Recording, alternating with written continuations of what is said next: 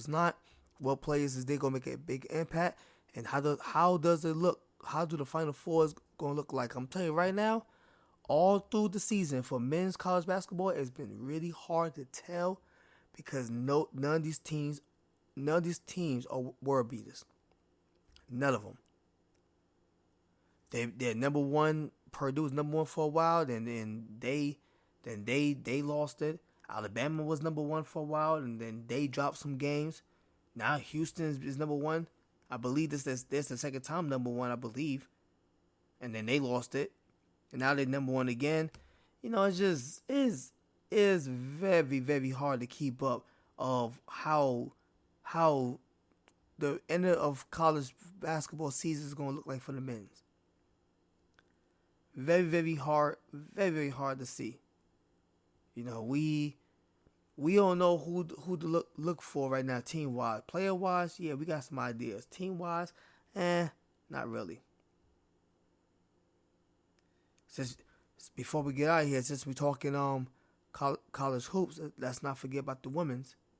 But I don't really want to talk about the women's because UConn dropped another game against unranked St. John's, 69-64. Damn. We're seeing things happen to UConn that we have not seen since like the mid '90s or even early '90s. Streaks are being broken. Like streaks are being broken. No, nobody on this team is really pushing it like that. Like nobody, like we well well yeah, I'm a fan, so we heavily depend on Aaliyah Edwards, and her game is just not so consistent as it needs to be. Not saying that they're losing so many games, but they losing more than we are accustomed to. If you're a fan of UConn, of women's UConn, they're losing more than we're accustomed to.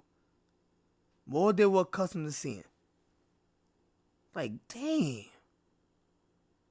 Get it together, girls. Can't be dropping games against unranked teams this close to March. It's too close to the tournament.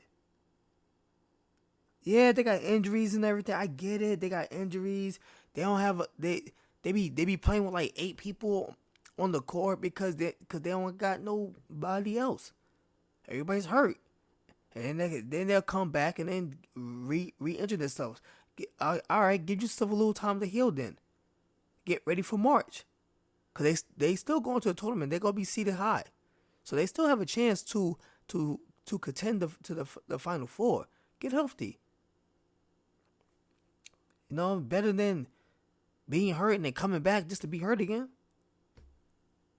So, UConn, oh man, that broke my heart, man. Lost to an unranked team, and then I find out Iowa lost by almost 30 against Maryland. Man, Maryland put a beating on them. Kaden Clark only got 18 points, 5 for 13 shooting. Oh, come on, man. I call you the Steph Curry of women's basketball. Can't be putting games like that. That was a much needed game. Iowa ranked 6, Maryland ranked 7. All right. Let's go. This is the type of games that you're gonna be seeing in March Madness. You gotta get those. Caitlin Clark gotta play a little bit better. You know what I mean? She I can't believe I'm saying this, but she's shooting too many threes. She's shooting too many threes. She made 5 field goals, 4 of them was threes. She shot the ball 13 times. 10 of them were threes. Stop with the threes. I know 40% shooting is a great percentage, but if that's all you're doing, like, stop with the threes. You're a point guard. Run the floor a little bit more. Get more than 4 assists. If the shot is not going in, get the other girls going. I'm not a fan of the University of Iowa, but I do want to see Iowa go far unless they come across UConn, because I want to see Caitlin Clark as much as I can in March. Because it's the only time where I could really, really watch the game because they'll be televised and they'll be national. And I'm really looking forward to watching Kaden Clark play ball. Really am. So I'm going to go ahead and get up out of here. That's my show. Thanks for listening. And you know how it is. I'll be back here tomorrow. Hey man, y'all enjoy your day. Peace.